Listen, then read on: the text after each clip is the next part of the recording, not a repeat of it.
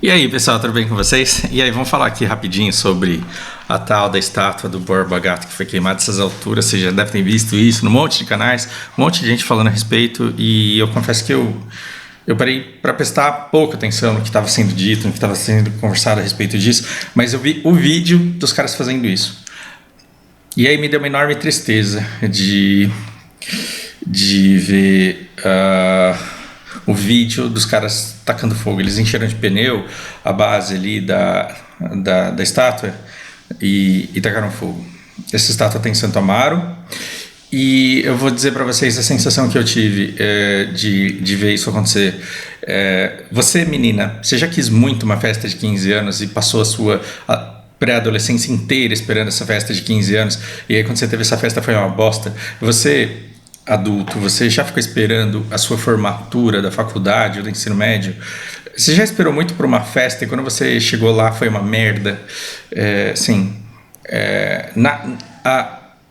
Eu tenho muita... Digamos que, assim, a queda desse monumento é uma coisa que eu queria muito que acontecesse, mas, cara, do jeito melhor, né? Porque a quebra de um monumento, ela é em si um marco histórico. Assim como erguer um monumento é um ato histórico, derrubar um monumento é um ato histórico. E o nosso monumento histórico, ele foi derrubado de forma histórica do jeito mais porco que ele poderia ser. Não, calma. A estátua não caiu, ela só pegou fogo, ela pode ser restaurada. Nosso dinheiro, meu e teu, nosso dinheiro vai ser usado para fazer a restauração desse monumento. Inclusive, eu acho que na hora de restaurar, já podiam aproveitar e fazer um Obi-Wan aqui, cara. Eu achei isso daqui sensacional. Mentira. Mas aí a gente tem que pensar as coisas da seguinte forma. Vamos ler o que eu escrevi aqui. Não se pode mudar a história. Queimar livros de história não altera a própria história. Ou seja, quando você derruba uma pirâmide, quando você derruba o Coliseu, você não está fazendo justiça ao hebreu ou ao bárbaro, porque eles já se foram. Então, assim, hoje quando você olha para a pirâmide, você fala assim, caralho, nós seres humanos já fomos uma espécie onde um faraó convencia o resto do povo que ele era divino, colocava todo mundo para trabalhar nas entre-safras, escravizava pessoas e fazia com que elas gastassem seu tempo erguendo monumentos para fazer bem para o seu próprio ego e para manter a população sob controle. Porque escravo cansado de trabalhar o dia inteiro não fica armando revolta na calada da noite. Nós já fomos nojentos assim e passamos por isso. Quando você olha para o Coliseu, você fala, cara, nós como espécies, nós seres humanos, já fomos um povo que, a partir da capital, mandávamos legiões de soldados romanos para diversas direções. Trazíamos cativos, trazíamos espólios, roubos, trazíamos pessoas que nós escravizávamos. E essas pessoas, para mantê-las disciplinadas, a gente colocava uma lei que se elas desobedecessem, elas iam parar aqui. E quando elas vinham parar aqui, elas eram dadas para que leões os devorassem ou para que elas tivessem que matar umas às outras. Nós já fomos um povo que forçava plebeus a assistirem pessoas se matando e pessoas sendo devoradas nos fins de semana. Para quê? Para que elas tivessem medo de que elas fossem as próximas. Então aquilo servia ao mesmo tempo de entretenimento e de disciplina, porque você viu uma pessoa morrendo no Coliseu, sendo executada por um gladiador, e você falava, nossa, Deus me livre seu próximo, então eu vou obedecer tudo que estão dizendo aí, né? E nós passamos por essa fase. E tem uma frase muito bonita que quem que diz aqui, a Ana, ela diz, quem não conhece a sua história corre o risco de repeti-la. Então, muito provavelmente a gente não vai voltar a ser uma civilização que constrói pirâmides, embora a gente faça coisa muito pior aí hoje em dia. A gente muito provavelmente não vai voltar a ser uma sociedade que coloca um coliseu e manda pessoas se matarem ali no meio, embora a gente faça coisa muito, muito chocante e muito parecido com isso hoje em dia. Mas a tendência é que a gente aprenda com os nossos erros e que define diferentes a isso. Então, quando a gente olha para as pirâmides e quando a gente olha para o Coliseu, a gente vê uma marca, um pedaço da nossa história que não deve se repetir, mas que deve ficar ali para que a gente entenda o que aquilo foi. Ah, mas é que pirâmide para mim tem um significado místico, porque na verdade isso daí é falta de conhecimento. A pirâmide é uma estrutura de engenharia civil, ela não tem nada de místico ali. E aí a gente tem outras coisas que não são monumentos, mas que são documentos históricos. Por exemplo, a escrita de Monteiro Lobato, racista. A escrita de Monteiro Lobato é racista, você não tem que falar sobre isso. Mas opinião de Fausto, tirada da minha vivência e da minha limitação de visão, por isso que você deve usar o meu relato apenas como combustível para suas reflexões, para que você chegue às suas próprias conclusões, mas na visão de Fausto. Primeiro você supera o racismo como sociedade, e a gente já melhorou muito nisso, só que ainda falta melhorar um monte. Mas primeiro a gente supera o racismo, depois a gente lê Monteiro Lobato e fala, cara, olha como esse cara era racista. Bom, mas no tempo dele, porque assim, eu já vi gente que diz que queria que o não sei quem morresse mesmo, e que a outra fosse estuprada, e que o outro tem que facada maldada. Que facada maldada, bem feito, Marielle. Eu escutei coisas e eu li coisas que são vergonhosas e que daqui 200 anos pessoas vão ler e vão olhar e vão falar, nossa, olha o que essa mina falava no Twitter, olha o que esse cara falou no Facebook. E aí eu espero que daqui 200 anos tenha alguma alma boa e que diga assim, olha, cara, mas você tem que ver que eles viveram num contexto histórico que é diferente do nosso, porque na época teve um tal de Steve Bannon que deu às elites tudo que elas precisavam para ter controle sobre as massas, as dividindo em grupos que lutavam entre si.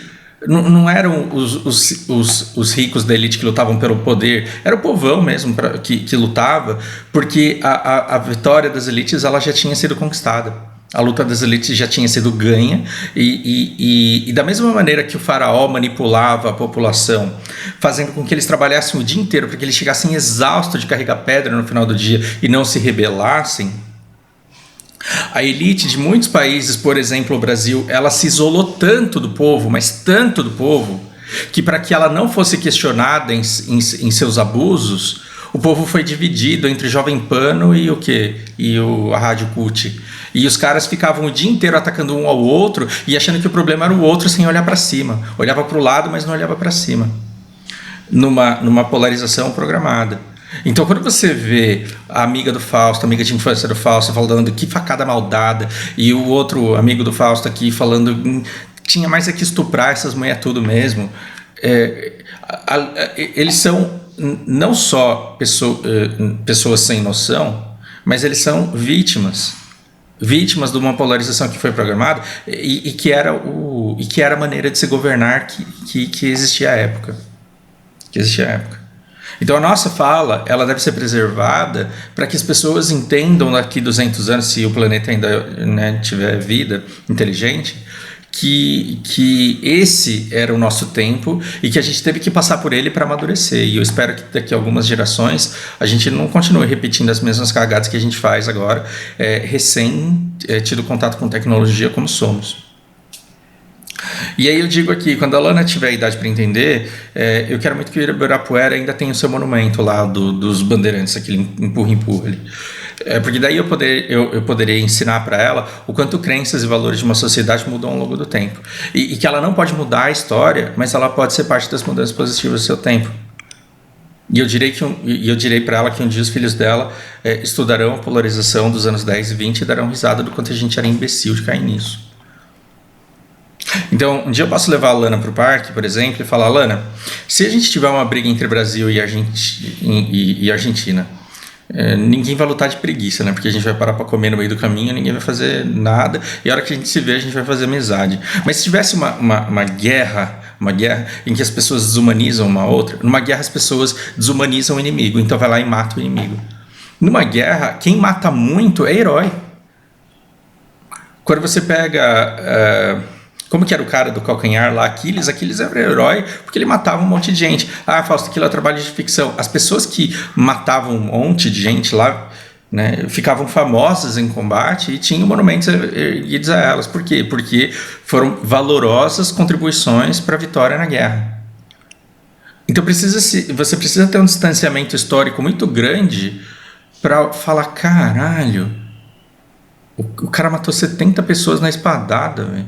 Que cara ruim. Não, mas ele estava vivendo uma guerra e você deve levar em consideração o contexto histórico. E para aquele povo dele que desumanizou o exército inimigo e que tinham conflitos de interesse que chegaram para ir numa batalha, ele foi um grande herói. Então não surpreende que você tenha estátuas de grandes samurais que mataram um monte de samurais do exército inimigo do outro lado.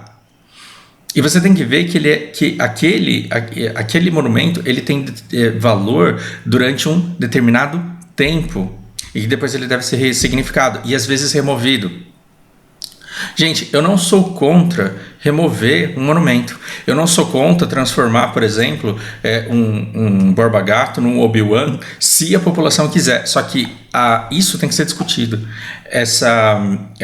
E aí você pode dar risada, Fausto, você acha que a gente discute alguma coisa? Exato. O problema é esse. O problema é a nossa falta de discussão. O problema é a nossa falta de debate. O problema é a falta de diálogo público. Porque a gente deveria... Se você quer acabar com o monumento, o que você faz? Você conversa com os vereadores da cidade. Olha, temos aqui tantas assinaturas que a gente quer que você tire esse monumento aí ou que você transforme ele numa outra coisa.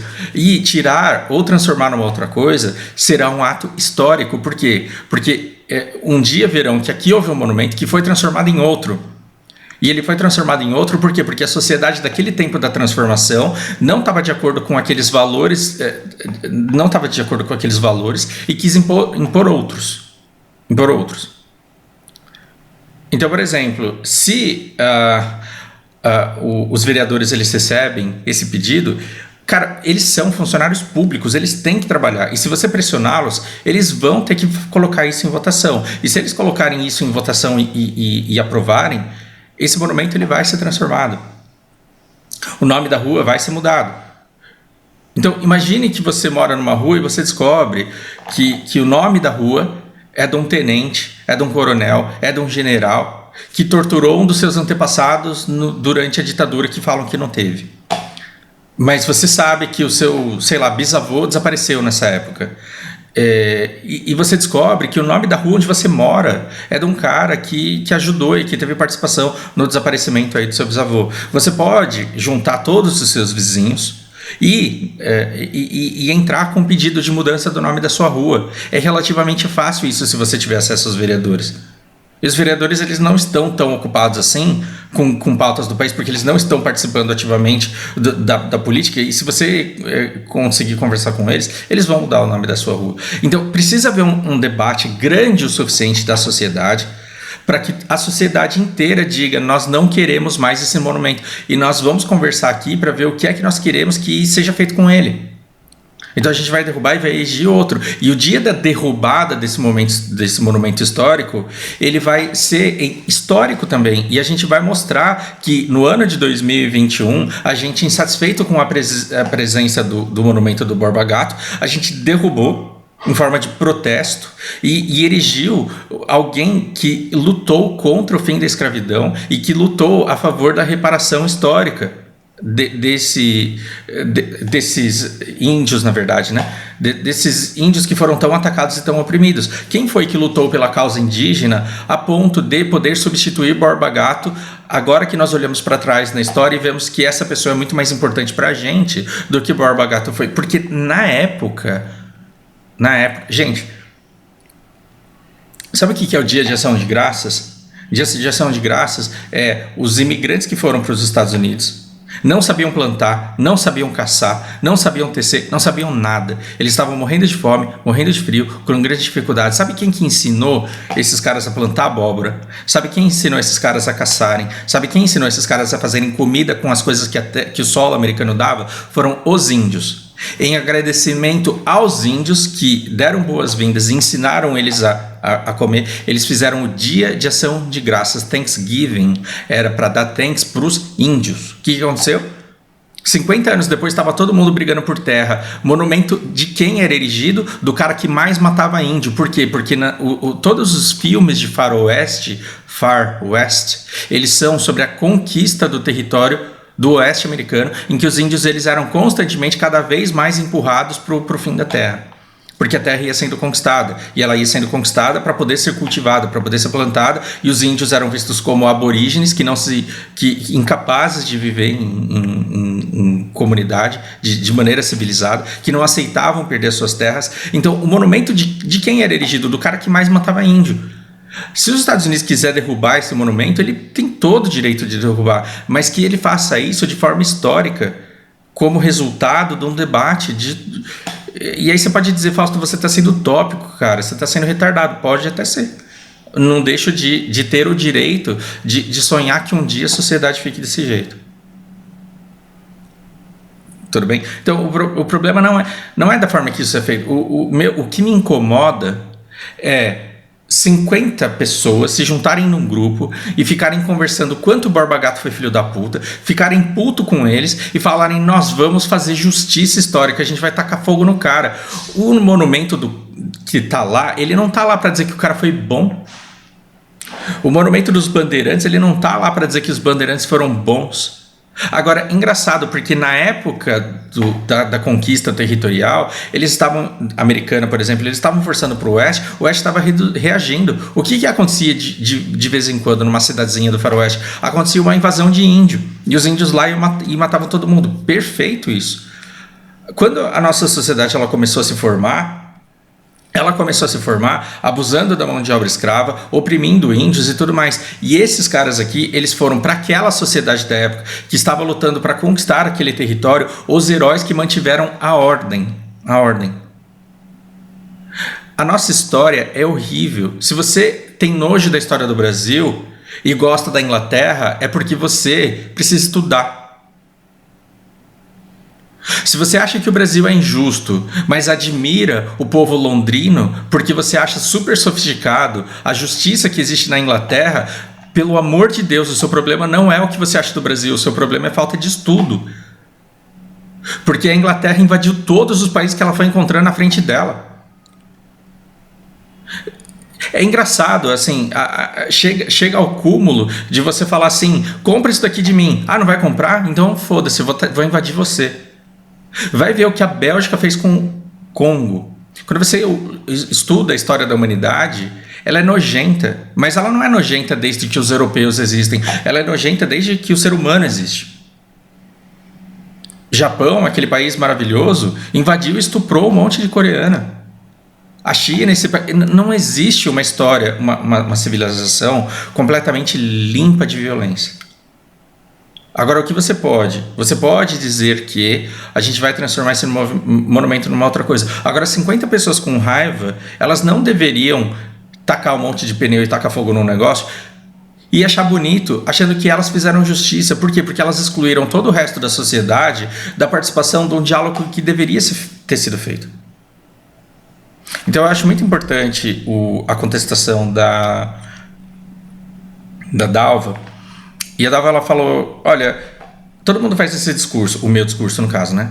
Todo mundo faz esse discurso seu, Fausto, mas os monumentos, né? Que os monumentos eles têm que estar lá para quando a população tiver acesso à educação decente, aí vai aparecer alguém e explicar o significado do monumento. Só que ele vai ter que explicar por que os monumentos nunca deveriam ter estado lá. Eu não consegui entender essa lógica. Bom, eu falo... eu concordo plenamente que o monumento não deveria estar lá, mas a retirada dele deve ser uma decisão coletiva e não obra de um manifestante só. E aí ela me diz, e aqui está o cerne de todo esse problema, tá? E ela me diz, quantas vezes um grupo articulado já colocou em questão essa pauta? Você acha que isso nunca foi discutido? E aí ela fala sobre tudo que acontece na cidade dela. Todo mundo sabe, nunca houve uma reparação. E as cidades impõem esses monumentos aos cidadãos como se a cidade não os pertencesse, como se a cidade não pertencesse aos cidadãos. Você acha que isso nunca foi discutido? Isso é só um exemplo.